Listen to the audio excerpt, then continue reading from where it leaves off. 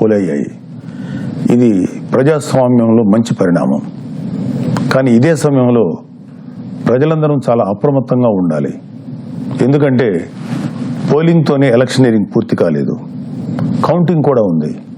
ఓటమి కళ్ల ముందు కనిపించడంతో వైసీపీ అసురగణం ఎంతటి అరాచకానికి ఒడిగొడుతుందో పల్నాడు, తాడిపత్రి, తిరుపతిలో చూసాం. సైకోపాత్ అనే మాట మనం వింటూ ఉంటాం. ఈ జగన్మోహన్ రెడ్డి కూడా ఆ కోవలోకి వస్తాడో లేదో తెలియదు, కానీ ఖచ్చితంగా అతను ఒక సోషియోపాత్. ప్రజలను కులాలుగా, వర్గాలుగా, పార్టీల వారీగా విడదీసి చిచ్చులు పెట్టి ఆనందించే రకం. అతనిలో ఆ మానసిక స్థితిని మొదట్లో ఎవరు గుర్తించలేకపోయారు. ఆ వ్యాధిని తన అసురగణానికి కూడా అంటించాడు. ఈ సోషియోపాత్ మానసిక స్థితి రోజు రోజుకి ముదిరిపోయింది. ఓటమి కనిపిస్తుండటంతో వైసీపీ ముఠాలు ఉన్మాదంతో ప్రజల ఇళ్ల మీద పడి అరాచకం సృష్టిస్తున్నాయి. మాచర్ల వైసీపీ ఎమ్మెల్యే సంబంధీకుల ఇళ్లలో పెట్రోల్ బాంబులు దొరికాయంటే ఫలితాలు వచ్చాక వీళ్ళు ఎంత రాక్షసత్వానికి తెగబడబోతున్నారో ప్రజలు గ్రహించాలి.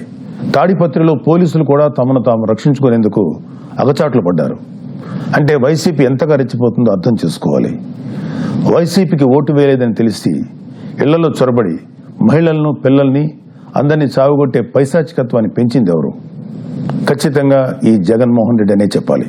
విశాఖపట్నంలోని కంచరపాలెంలో ఓ కుటుంబం కూటమి అభ్యర్థులకు ఓటు వేసిందని తెలిసి వైసీపీ గుండాలు ఆ ఇంట్లో మహిళలను, చదువుకుంటున్న పిల్లలపై దుర్మార్గంగా దాడి చేసింది.